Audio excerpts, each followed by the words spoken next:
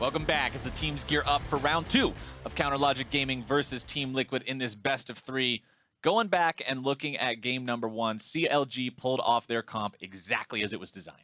Yeah, it really did feel like pretty much everything went as you would hope. Besides maybe some mistakes in the bot lane, some things not going so hot over there. But as soon as they got through the early stages, yes, they gave up a couple turrets, but they played extremely well. Darshan and Stixxay, some pretty impressive score lines for the team. Pretty insane to see over 700 damage a minute as Fiora. This is not a poke champion. This is like an all-in, melee champion. It's very rare to see damage numbers that high, and Darshan, I think, played masterfully on the Fiora from early to late. Yeah, he was constantly bullying Lorlo around. Even from level 1, we talked about, he just hit the vitals, chased him out, and then as soon as it looked like things were going good for the side of Team Liquid, the riposte of the river that turns everything around. People ask me sometimes, Azale, why I like to ban Fiora every single time I play solo queue. And from now on, Darshan just made my life easy because I can link them that clip and be like, this is why. This is why you ban this champion. I too ban Fiora 100% of the time. This is why we're good friends and casters, because we like to both ban champs that are really, really good in top lane, which is where Fiora is at right now. Darshan, if he's allowed to play those split pushers, man, is he capable. I would like the 20 ban system, though, so I could also ban Riven. If I could ban Fiora and Riven, I would be so happy. Please, Riot. All right, balance team. Just saying, just double it up. It's just, a couple more bans. But either way, we'll see if they're going to go back to that. I think it's a pretty powerful strategy for CLG on red side because they have the last pick for Fiora. They may not be able to set up something like this time around because I'm not sure that they would want to blind pick it, but they have been playing Fiora quite a lot. They have been back to their old kind of split pushing ways, and this to me has been one of the most impressive games from Darshan, both as far as laning, but also decision making on when to group, when to stay split. I think he did it pretty much perfectly. Like, he played very, very well. It looked nice, but let's see if he can do it twice. Game number 2, draft number 2. Reinovers Olaf. Thank you. I thought it was pretty good too. Game number 2, Reinovers Olaf banned away. I'm thinking too much about that's my bad. I messed you up. No, we're good. We're good. We're good. You're basking in the glory of your rhyme. We're all good. Olaf banned away. Counter Logic Gaming not willing to let Reignover on that one. And Team Liquid, as red side, they're the one who's taxed with having to give up a ban to keep Zach out of the game. Yeah, and the question is going to become, what will be changed up in the bans, right? So Asol actually banned on red side. That is something, I don't know. I'm trying to think, have I ever seen CLG first pick Aurelion Sol? That seems like something they almost never do. Like you said, it's almost always a 4th or 5th pick. So I'm a little bit surprised to see that as a red side ban for TL, but they're just giving so much respect over to Huhi. The question now becomes, do you ban Kennen? Do you ban Caitlyn? Like, do you ban neither and try to trade? So now they have to kind of make that call, right? Because yes, CLG was willing to give that Caitlyn over to Piglet, but are they willing to give that over to Stixxay? Or do they want to try to risk giving Darshan something like that top lane Kennen, which so many people hate playing against? I mean, even though he got bullied around in lane, he and Aframu had a hard time. Stixxay still came back, had an impressive score at the end of the game, still did a really good job. So if he had something like the Caitlyn, he could be the one bullying the lane and then transitioning into something even more fearsome. Liquid will not allow that to happen. Yeah. And Kennen locked in for CLG. Pretty expected. Some teams don't have players who really like to play it, and then they'll opt for something more like a Gragas or an Elise or something along those lines for the early picks. There are ways that you can match this. I have seen, Lorlo play things like Jace versus the Kennen, and I think that can be a pretty nice skill matchup where it can go either way. I think there's also actually a number of good picks besides that work into it, but it's not something that we've really seen a lot of. Things like Aurelia can actually work really well into Kennen. Things like J4, if you're willing to play aggressively, can work. Swain, Kayle, there's actually a lot of picks that can answer this, but they're not always things that we see in competitive. And people are also not always willing to play those picks very aggressively as you kind of have to into Kennen.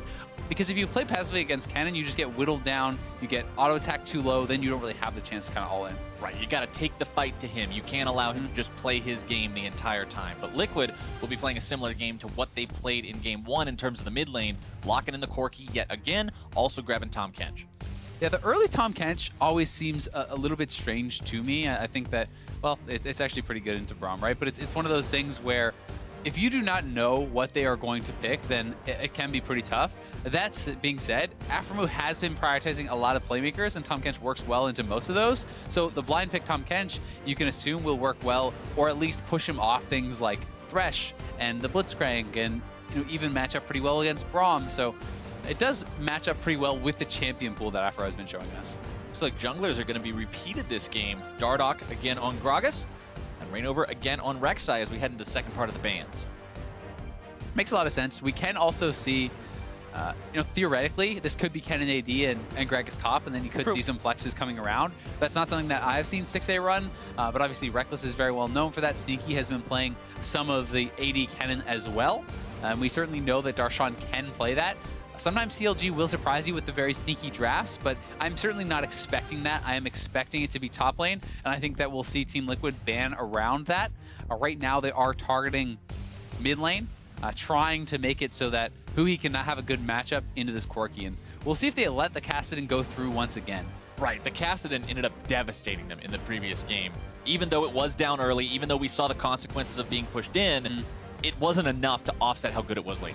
And the question becomes, was the Kassadin that good of a matchup, or was it because of what happened topside, right? And if as Team Liquid, you're saying, hey, that game was just based off that one fight, it went bad, we messed up, then we lost, if they're not worried about it, they don't always have to ban it out, but they are obviously pretty concerned with that matchup. They are going to take it off the table. 3 mid lane bans towards Hui.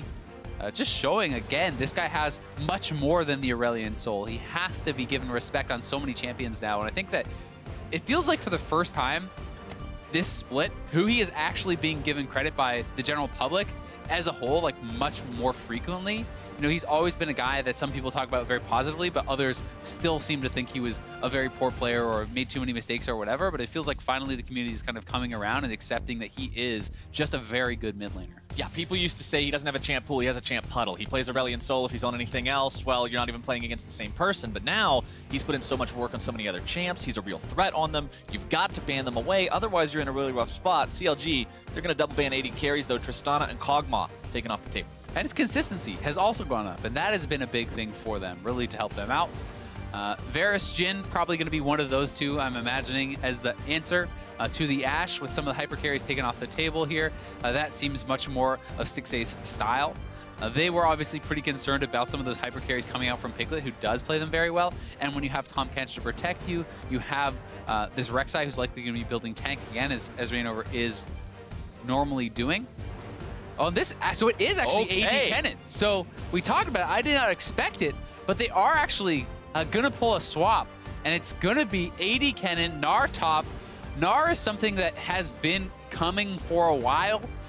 He has not been buffed on this patch, but even before the 713 buffs had come in, I've been seeing a lot of people spamming him. Even guys like Ray, before the buffs had even been announced, were spamming Gnar. He is still a very strong lane bully, but the last pick is available for Liquid. Lorlo used to be really a great Aurelia player, and that was known as a counter pick to Gnar. It also does work into the Kennen, so Aurelia comes out. This is pretty cool. Like, this is something that we have not seen in quite some time as Gnar has fallen out of the meta.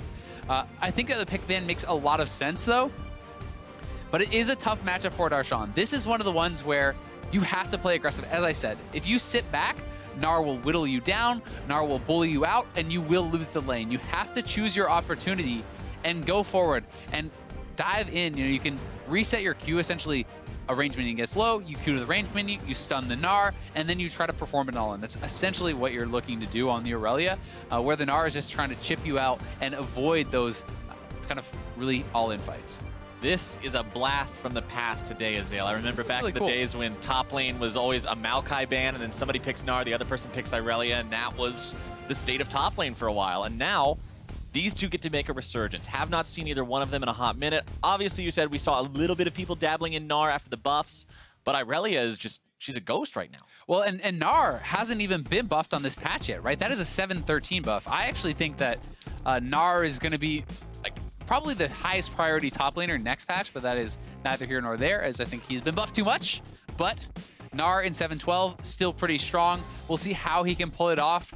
Aurelia, you called it out as one of the more common matchups before, but even back then, there was not that many players who played Aurelia well enough and had the confidence to actually pick it into this matchup, because if you did not pull off that all-in, then you generally fail pretty hard, and it can look pretty bad. But Lorlo was always one of the guys who had the confidence.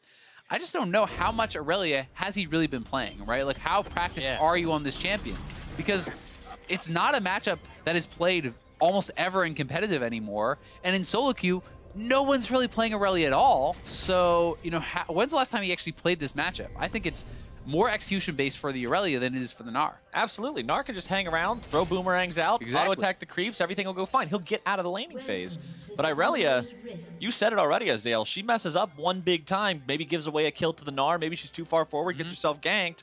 Once you fall behind in that, there's not really an easy way to climb back out of it. CLG, though, positioning themselves here in this side river brush early on. Yeah, they have Huhi move up, then they try to sneak their rest of their team into this side brush, and they'll look to try to pull off a little wraparound, but they have been spotted out, I do believe, as Dardoch was spotted there by Golden Glue, so team's going to back off. We'll see if they can actually continue to go for this. I don't know. Still thinking about it. Yeah, so they don't actually know that they were spotted, I don't think, because they didn't actually see Golden Glue in that bush, so they're hoping they can still find someone around here. This is one of those level 1s that we've been talking about. Gragas leveling Body Slam at level 1 is becoming more and more common because you can pull off plays like this. You can Body Slam over the wall, try to flank someone. You can do it also in the Baron Pit. Go over there, check if anyone is hanging out in the Tri-Brush at top or at Raptors, and you can pull off these level 1 kills. And then starting E is fine anyway for Gragas, so you're not really giving up anything. He'll get a leash here, just start on that red, and they try it. It doesn't work, but it doesn't really cost them anything either. And had it worked, you can almost win a game off those level 1 first blood sometimes. Very low risk, very high reward. Stixay, though, Ooh, this is some real risk here. Nope. All right, it's just going to be one volley heading his way. Maybe a tongue lash from Matt. Yep, only on to Aframu, though. Pretty smart, actually, from Stixay to check that brush. I think a lot of players would not have actually checked it with the Shuriken, so he does get tagged, but not going to be too big of a deal, and this top lane is going to be something that we're going to have to track a lot, because if Lorlo fails the all-in, if he gets behind, if you cannot all-in the Gnar, he will chip you down, he will push you in, he will knock down these turrets. But it's certainly a match where you can actually pull that off. And he's going to have to also be very cognizant of where the jungler is. If you try to pull off that all-in and Gragas is waiting in a bush, then it's all over for you. And just to goes to show how long it's been since I've seen Gnar. I didn't even know that skin had chromas, and now he's purple.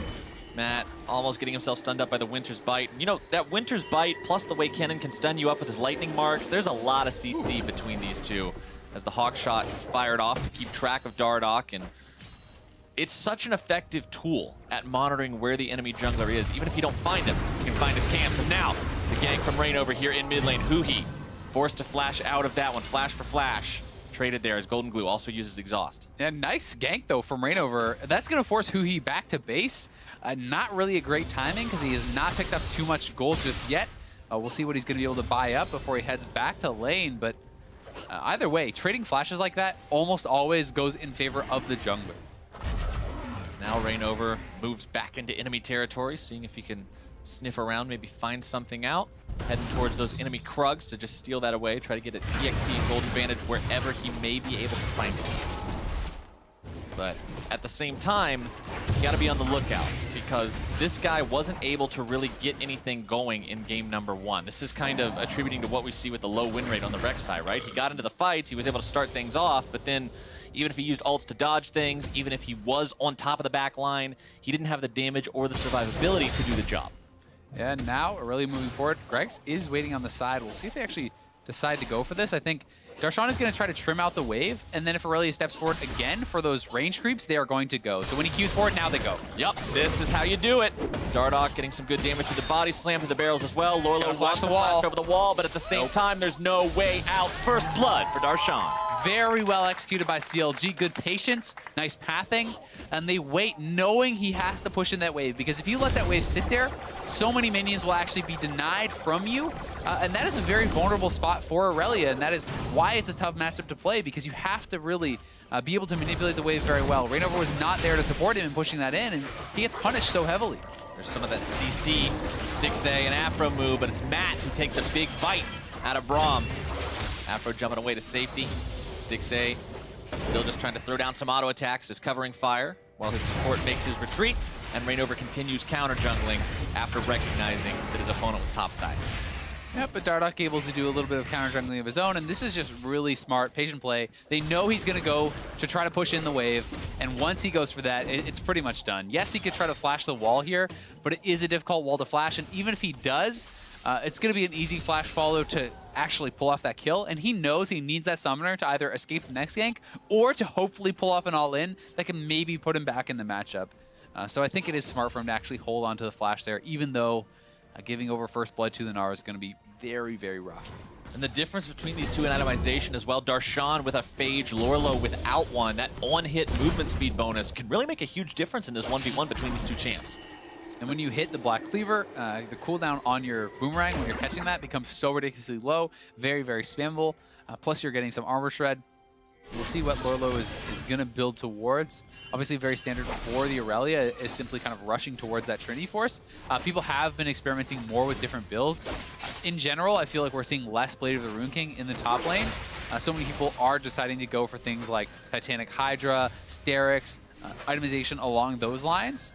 We'll see what Lorlo decides to go for, because it's tough. If you go pure defense from here as the Aurelia, how do you ever really turn it around? Oh no, how do you turn it around either when Dardoch makes here, but I don't know. In the top lane? Reignover trying to show up, make this into a 2v2, but the flash into the body slam seals his fate. Dardoch again just dialing it in top lane. Yeah, Dardoch knows he just has to play around this matchup because Aurelia has to play aggressive. Aurelia has to make things happen. And Gnar is just going to be able to take it over. There was no way, even with Reignover arriving, that they could fight, because if you stay, Darshan is 6, and they have Mega Gnar, who could easily set up that combo. Stun onto Matt as Afro and Stick Save back get gobbled. Away. Has to flash away from the Devour potential. Matt now popping the thick skin. Very low on mana. Got to be careful about what they're doing here. They know they got Golden Glue nearby, but he doesn't have any mana either. It is a bit tough. Golden Glue going to go back up. So we'll probably just see TL back off by. They did force at least a flash from Aphromoo, so that is an advantageous trade. We'll see if they can get down there and get anything done. But Lorlo trying to hold the wave.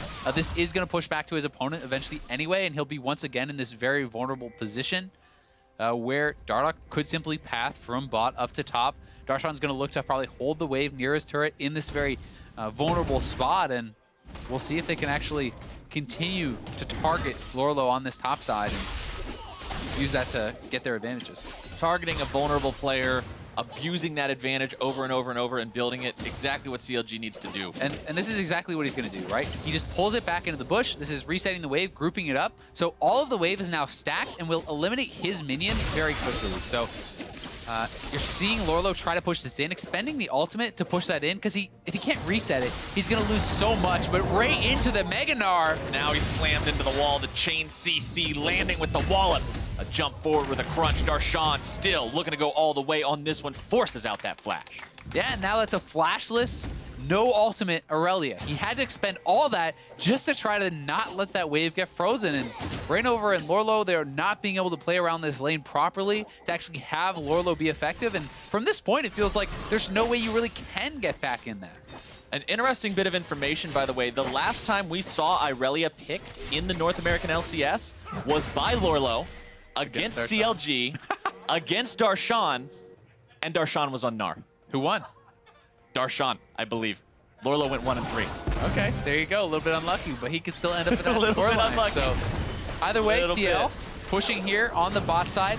Not a lot of wave clear on Ken and Braum. It looks like they will be able to knock down this early turret. It's a really nice rotation from Golden Glue. He picks up the early Sheen. He has his package. Can come down here and knock down this turret. So Gold is going to go right back to even.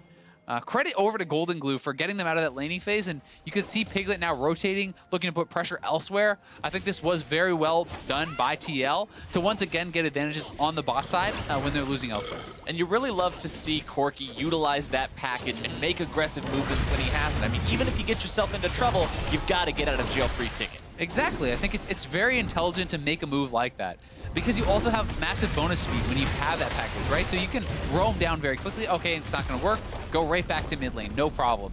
If they stay around too greedily, you can set up that dive. You can look to make those plays. And Dardoch donating the solo gold here over to Darshan.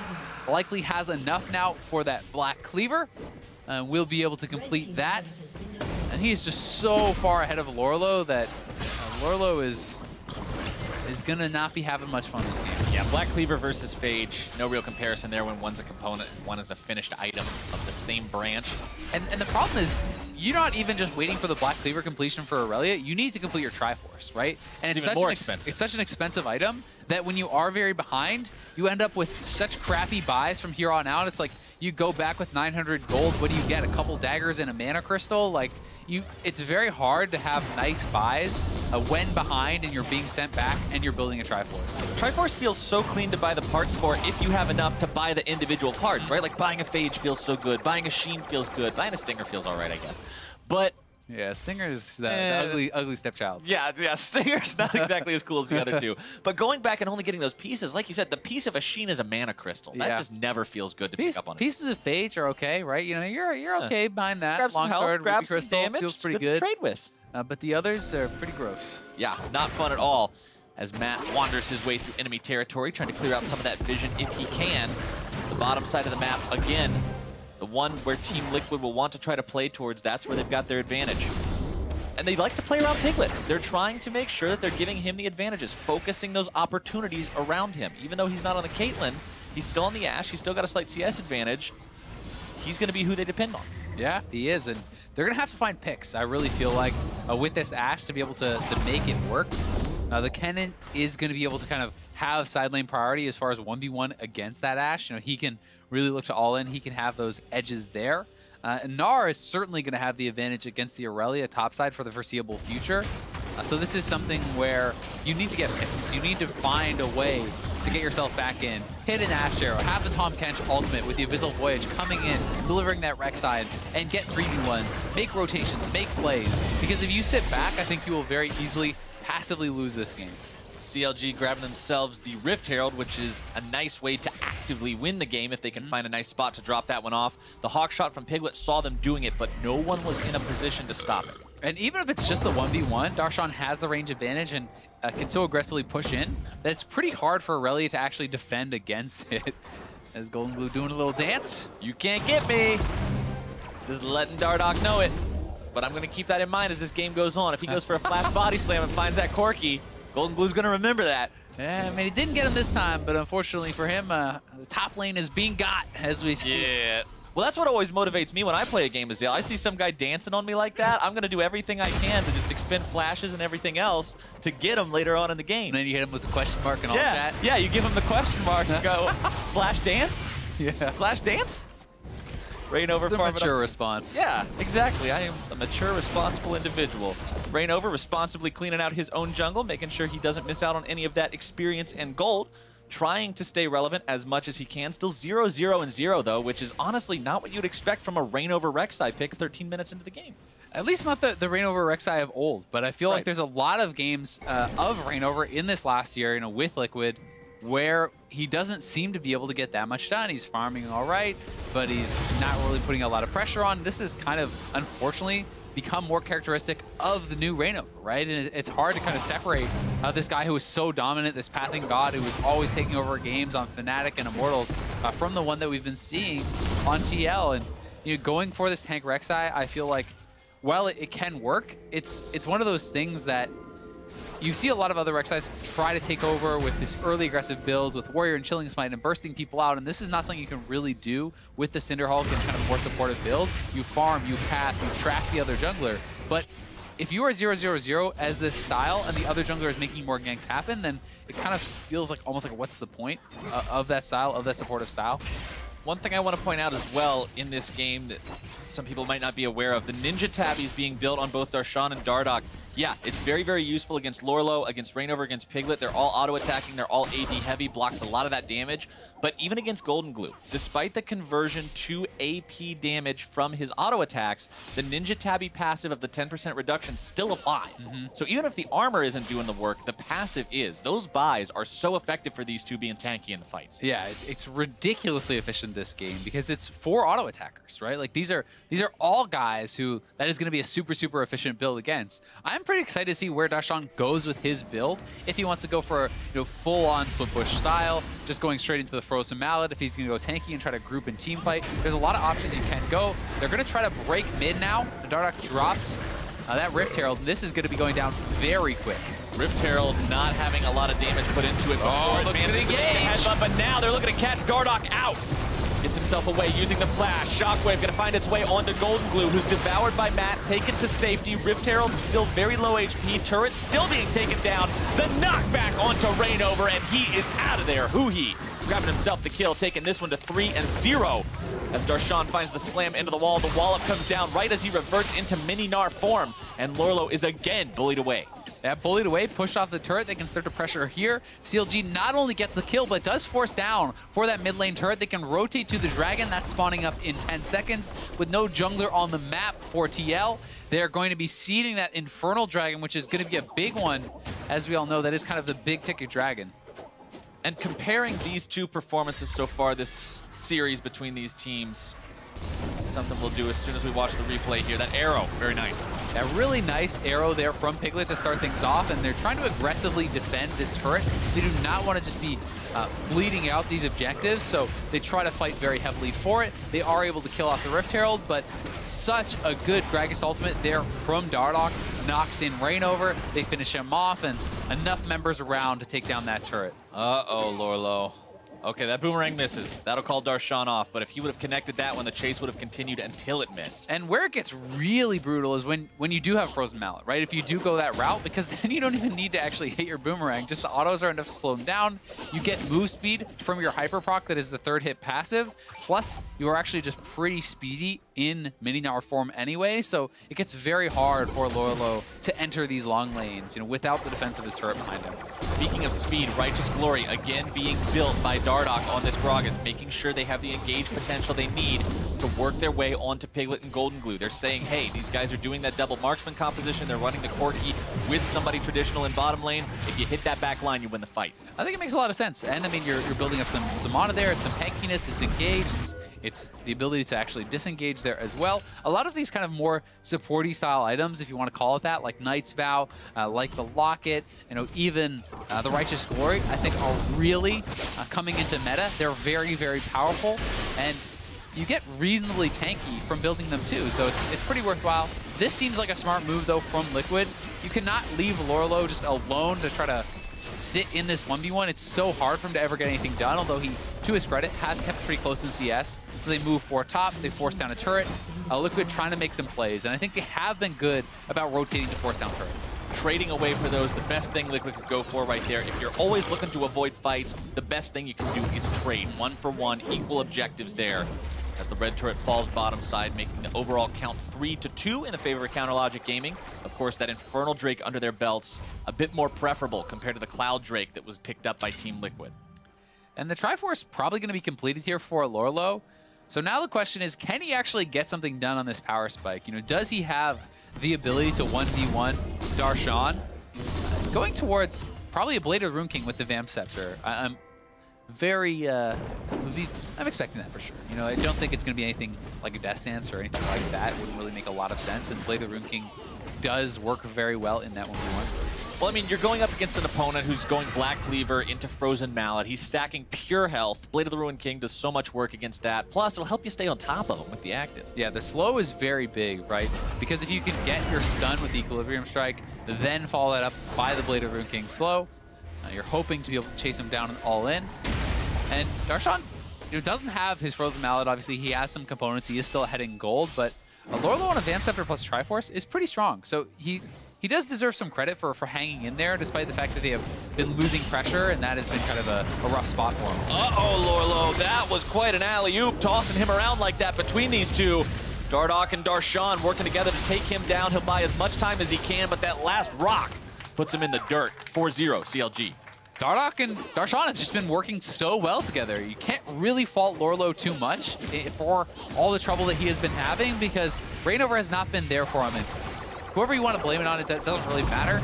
It just has not been there as far as synergy, as far as being on the same page to protect him when he's pushing in, to get vision for him as a team.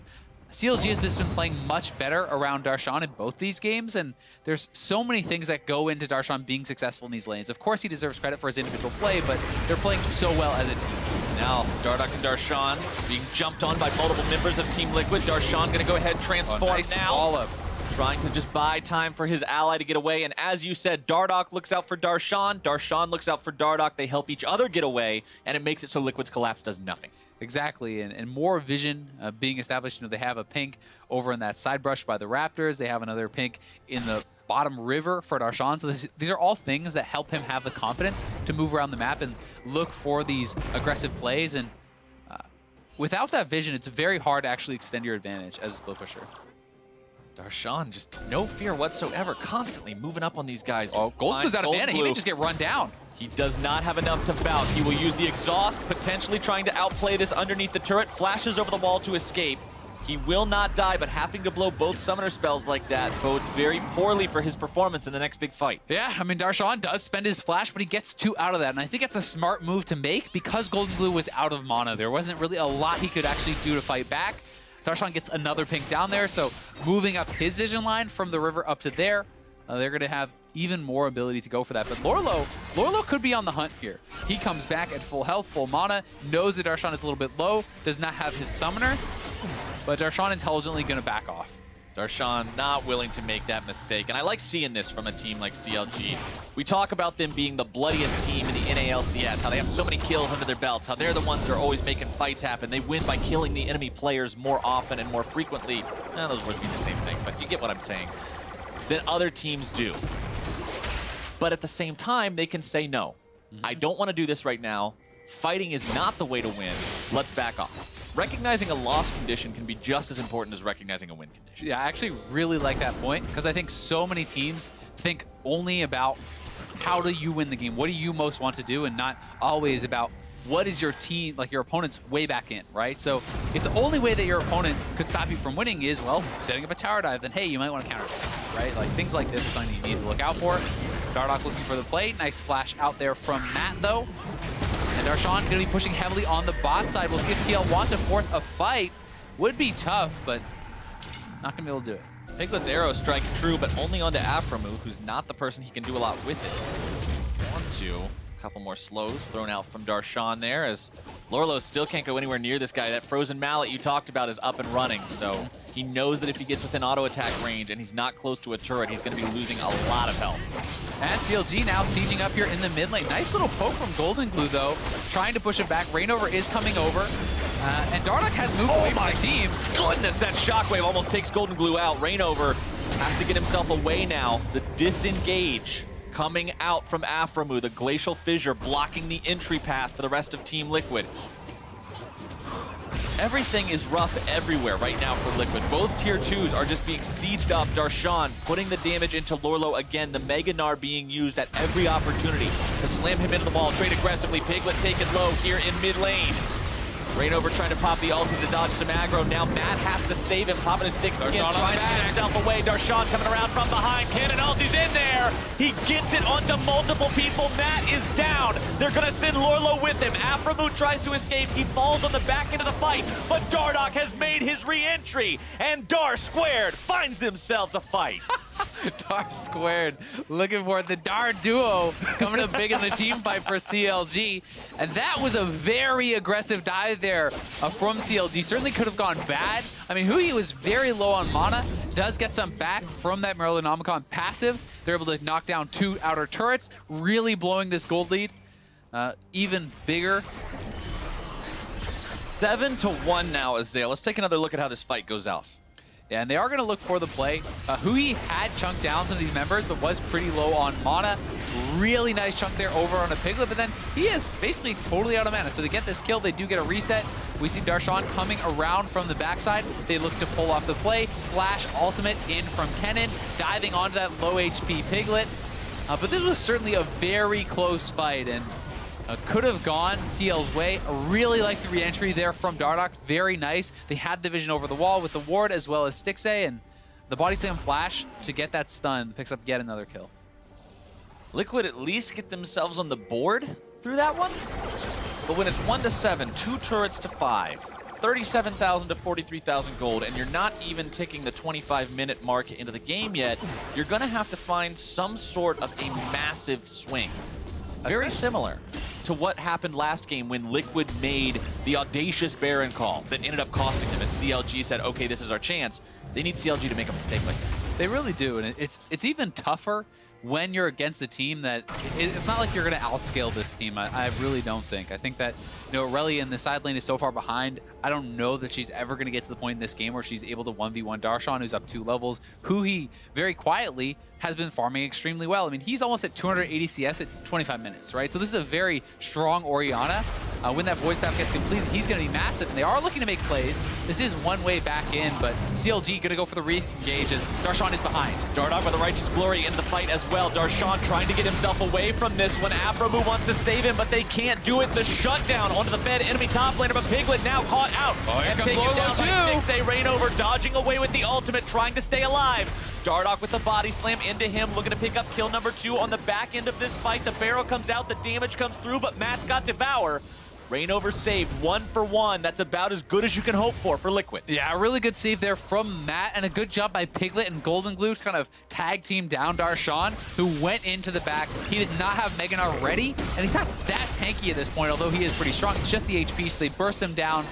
But CLG feeling confident, pretty high on health, going right over to the Baron. TP coming in from Lorlo. TL knows they need to try to fight this. This is a 4 versus 4. Huhi is below half HP. They find Reignover. Now Stixxay's out with the ulti, blocking the follow-up. Lorlo goes in, but he's stunned up. Barely alive. Matt trying to save him, but Stixxay gets the rampage. Now Matt's going to be chased down. They also find the kill onto Golden Glue, and Liquid is routed. Again by the Baron. CLG just coming up so big. Getting 4 kills for 0. Piglet's going to come over and try to make something happen because they know they're too far behind. They have to hope for a miracle here. We'll see if he can get it, but really not going to be able to do anything as CLG pick up the Baron and 10,000 gold ahead. 6-0 and 3 Stixxay, 2-0 and 6 Huhi, 1-0 and 9 Dardoch. The work being put in by every member of CLG is astounding in this game. And I think, once again, going for the pick makes a lot of sense here for TL. They know they are in a very rough spot. They need to be able to make these plays.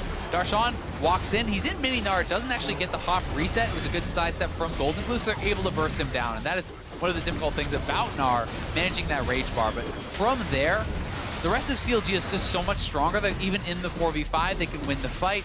Huhi and Stixxay are still very well protected. They can chase down. It was a nice save out here from Matt, but knowing that they have all these people chunked out, CLG felt confident to go over to the Baron and force that down, and now they are having this Baron. Going to be looking for a 1-4 split.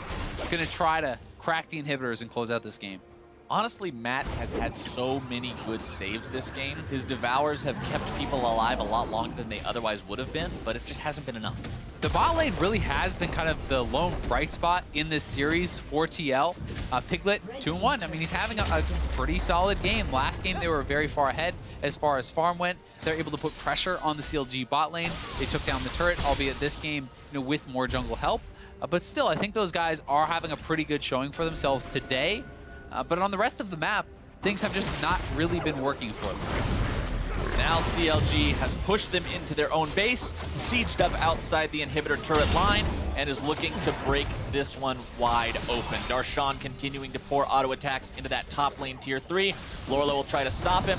Gets within melee range, but Darshan gets himself back pretty rapidly. Turret falls in mid lane. The rest of CLG working on that one now as a 4-man unit, taking it down about as quick as they can. Darshan with the flash away, just wasting the time of Liquid and accomplishing the goal mid lane. Yeah, they do knock down that first inhibitor. Now going to just all go up, and all 10 members going to be up on this top side, and they're looking to try to get the second inhibitor. We'll see if CLG can do it.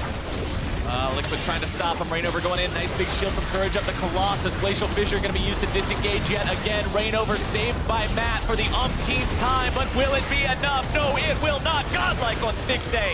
CLG trying to chase more down if they can. Able to get the double kill there for Stixxay. Able to make it 3 now. 4 dead. Golden Glue can't find anything from that package, and CLG seals the deal with that one. Unless Reignover all of a sudden gets an inventory of 9 Bloodthirsters and one-shots everybody on the team, that's going to be GG, and CLG will 2-0 Liquid for the second time in Summer Split 2017. They make it look very clean. CLG come up with a dominant win today. You can see how happy they are. Really nice pick, man. I thought in both of the games, some clever stuff here coming out. switching that cannon down to the bot side, bringing out the Gnar, playing very heavily around. The fact that Aurelia has to play aggressive on the top side to actually win that 1v1 matchup. Dardoch was always there. When Lorla went to go aggressive on this Gnar to try to get an advantage, to try to shove in the wave, Dardoch was just always there. He gets Darshan ahead. They have so much pressure in that lane throughout the rest of the game, and then CLG across the map, very successful as well. And I really want to commend Dardoch especially, not just for that, but his play just throughout this series. He was always going in there, even where we saw the fight in between the Tier 2 and Tier 3 turrets of Team Liquid. He had 200 health left, and he flash body slams over the wall to get the last kill onto Golden Glue. You could tell he was comfortable on this champion, comfortable making those plays this time, and he really helped facilitate everything. And this is kind of what you feel like CLG looks like when everything is working for the team, because they are making these aggressive plays. They're reliant on the fact that they can have mechanical outplays in the skirmishes. I mean, you look at game 1, the 3v3 on the top side, making some outplays there with Darshan and the rest of the team. And then again, in game 2, they're not passively trying to close out this game. They're looking for turret dives. They're looking to make plays, and they're able to pull it off when they're at their best. This looks like a team that's in contention for the #1 spot in the North American LCS. We Certainly said is. they needed a 2-0. If they want to say, yeah, we're that team. Yeah, we can beat everybody else. TSM, Cloud9, Immortals, who cares? We're the best. That's how you make a statement. And right now, they're sitting atop those standings. But we did hear from Dardoch before when they played TSM. He said, doesn't matter if we're first in the standings. If we lose to TSM, we're just waiting until we get to play them again, because everyone is always going to be comparing you against TSM, against Cloud9, these teams that have been at the top, and always are at the top along with CLG these last couple of years. You have to prove that you can beat all of those teams before people really accept you as the best team in North America. As we've seen from Immortals, people were talking about them. Hey, are they at the top? Are they able to really kind of claim that title? And this weekend, they fell short. But CLG looking pretty good. I mean, regular season standings, they're very encouraging. You can look at that and say, we've got so many wins, we've got very few losses. But at the end of the day, people remember who's currently holding the trophy from the previous split, who's always been on everybody's minds and everybody's lips when the conversation comes up who's the best. And unless you can beat the best, you're not going to be the best. But CLG, with plays like that, working like a team like that, one of the biggest criticisms you often see of a team too, draft was bad. When they lost, nope, they lost in the draft. Everything was bad. Champion select just didn't work out. That was a good champion select. Yeah, I think that TL got a lot of the picks that they wanted, and they still just weren't able to match up. CLG played very well. And even though they are playing against a team that's towards the lower end of the standings, I think that there's so many positive things that they can take away from this, especially Darshan, who has been playing so well throughout this split. I think game 1, just some of the decisions he made on Fiora about when to group, when to actually stay in the side lanes and just push and try to take turrets and get his own advantage bigger, were very encouraging, because I think he was almost always making the correct choices there. The decision-making along with the mechanics, that's the recipe for success. But for a first-hand account of the series, let's hear from Riv and CLG's self-proclaimed S-tier support. That's right, I am joined by the S-tier Afromu after their victory over Team Liquid. A C9, a TL victory, really showing a true blue comes from Chronologic Gaming in the LCS. What have you guys been working on to get here at week 5, and what will CLG look to be working as you guys head towards the end of the split? Most of what we've been working on is just making a play as 5, making sure everyone is going towards the same objective on the map, which is, okay, if we're going top side, bottom lane, play safe. And definitely showcase that in our 2 games a day versus Team Liquid. And I do think we've improved a lot in that regard, and we're still going to look to work on that towards our next match. And how's this kind of meta been now, being able to throw Darshan on some Jacks in the top lane, a few more carry things? What's it like having him back on those champions? I think the meta is a lot more versatile in general for everyone, especially Darshan and I, that we can play, have a deeper champion pool than the last previous meta, where it was like, okay, tank tops and mages bottom. That wasn't really fun, but I think Riot did a good job in terms of balancing that out, so I like it. All right, and you guys got some time coming off next week. What are you guys going to be doing? Hanging out, revamping that S-tier support list? What do you got on the menu? We got like 2 to 3 days off. We'll be at Anime Expo tomorrow at like 2 p.m. for FAMI, and then other than that, we still have scrims next week, so that'll be fun. Lots and lots of scrims, and I really want to get your insight on this last question. TSM, C9, P1 are headed over to Rift Rivals, and CLG has been in this position before where we have to focus on the split and international. What are these guys going through? What are the NA teams about to get themselves into, and what's the kind of the best way to prepare here, in your opinion? Well, hopefully they can combat the burnout that happens when you go over there, as well as I hope they focus on their own style of play because most of the time when NA teams go to international competition, they don't do that and usually try and copy other regions. I don't think that is wise. Just make sure you play your style, and they should do really well. Awesome, Aftermath. Thank you very much for digging into that one. Congratulations on the win and the 2-0 week. We're going to throw it to the analyst desk to break down the games. Thank you very much, Riv. Some words of wisdom from Aframu, one of the best performers we've ever had on the international stage coming out of North America. So we'll see if our 3 teams paid attention to this post-game interview and what they'll take away from it moving over to Rift Rivals in Europe. But CLG, man, they're the #1 team in NA now. Officially. A lot of people would probably say, well, what the heck? Why aren't they over there? Got to get it done in Spring Split if you want to go to Rift Rivals. But hey, for right now, they're showing up with Dardoch on the roster. And I love to hear what he talked about in terms of, hey, we're the team known as the team play team, but the thing we're working on most right now is continuing to work as a team. I mean, that's the thing, is League is such a team game that there's no point where you're like, oh, yes, we played every situation that came up as a team correctly. There are times where we're done. Someone got picked off when they should have. I mean, there was a random fight towards the end of the game where Darshan died early on because he was too far forward. And there's always those small things you can look at and try and learn from, because even though this was a very convincing series that they swept 2-0, there's always those kinds of situations that you don't play right. Let's talk about matchups, though, because we had Team Liquid make an adjustment here with the Gnar going over to Darshan, kind of reaching back to that old counter pick of Aurelia, a pick that Lorlo was at one point very well known for. It's a little risky on the side of CLG to just be like, yeah, we'll just blind the Gnar. We don't think this guy who kind of made his name as an Aurelia one trick has anything to play into it. And then he picks, of course, the obvious counter pick Aurelia. They play around it very intelligently on the top side, make sure that they get some ganks off to slow it down, because it is the kind of champion that if Aurelia gets ahead, she starts being way too much of a nuisance for the Gnar in the side lane, and then transitions decently to team fighting later. But to me, that's the mark of an intelligent team, right? They drafted knowing, okay, fine, once the Aurelia counter pick comes through, that this is a very volatile lane. So what are we going to do? We're going to take our jungler, we're going to move him to the top side, and we're going to look to make sure that Darshan can survive through those early levels, if not succeed as he does here and end up with a lead. And it's really well timed. As soon as you see Lorlo use his dash forward, that's when Dardoch goes in. Sure, you can dash out, but you're already body slamming that direction, so you kind of bump into each other. And then the second time, getting the jump on this play, getting there first before Rainover gets in the lane to back that up, ends up for another kill for them. And at this point, the Aurelia is starting to fall off, and she's definitely a snowball-oriented champion, where come mid-game, if you're not sitting on that Triforce already, you're going to be pretty worthless. And this is what we got to look at, Darshan and Dardoch as a duo, right? No knock to Xmithie as a jungler, as he's finding a ton of success over on Immortals, but it seems like Dardoch and Darshan have a lot more synergy than Darshan did have with Xmithie in terms of getting attention to that top side and putting Darshan in situations where he's now winning those split-push matchups and can be a little bit more the carry he once was. We've touched on it a couple times on broadcast about the jungle proximity differences between the two of them and things like that, and we see that Dardoch plays a lot heavier around topside. It's something that has always kind of been his style in his career. His first split more around bot lane when he was playing with Piglet, but then he flipped up to play more around Lorlo later on, and then he also had good synergy with Flame last split in Immortal, so this time you go to Darshan with the other guy he's playing around this time. Right. And he's a very vocal player who can communicate exactly what he wants, which is probably a nice change of pace from him, coming from Impact, who we heard struggled with English at different points over that season. Exactly. Let's push ahead to one more team fight. Comes 26 minutes into the game. 4-0 for CLG, plus the Baron on the back end. Yeah, it gets a little dicey here. Rainover goes in, tries to get the flash knock-up. But wow, that Piglet, damage out of Orianna. Yeah, I was going to say, Piglet gets chunked out right at the start of this fight, so it's really hard for the Ashe to get any kind of follow-up here. Matt does kind of save Rainover for a little bit, and then they all go in at the same time. Good coordination that we're talking about here.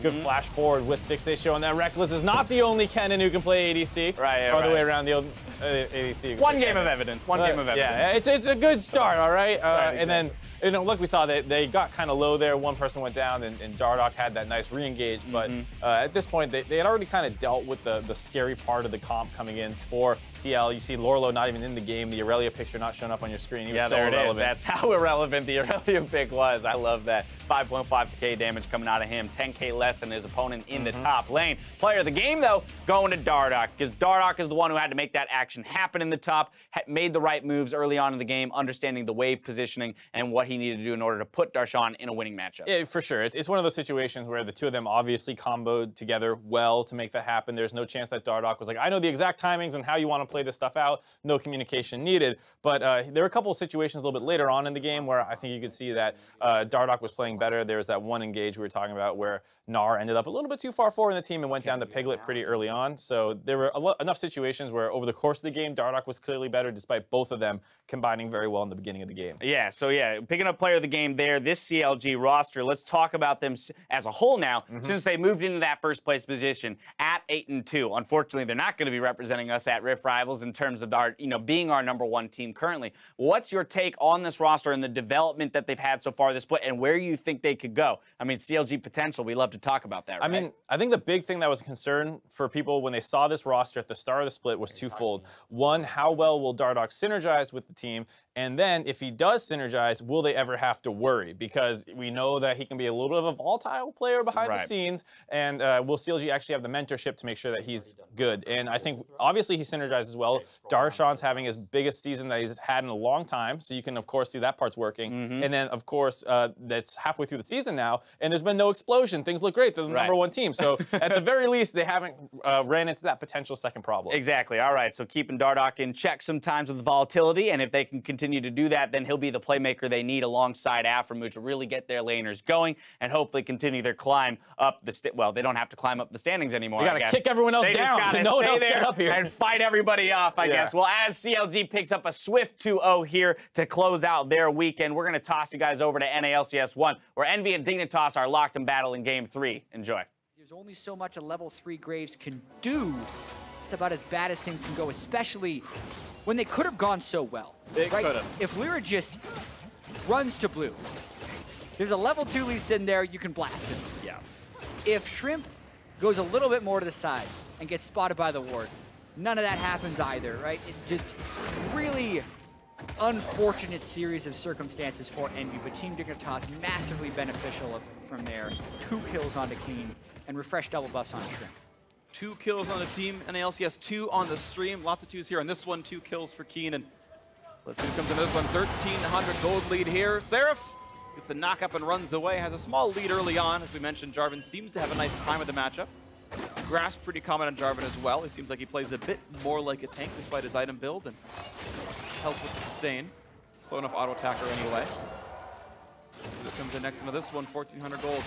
Team Dignitas now, can they ride this advantage up? I mean, very frequently you'll hear players after the game will say, after those 3 kills it was over. It was a guaranteed game win, and I never quite believed that. Obviously Team Dignitas have the tools, if they play it right, it's gonna feel very stifling. Right. I just want to see if it actually comes true here in this one and how well they can keep this gold lead up. Because for example, the bot lane is untouched by this. They're just battling a 2-on-2 for now and hoping they can skill into team fights. But if Keen or Shrimp just bodies everyone, then those kills really do matter.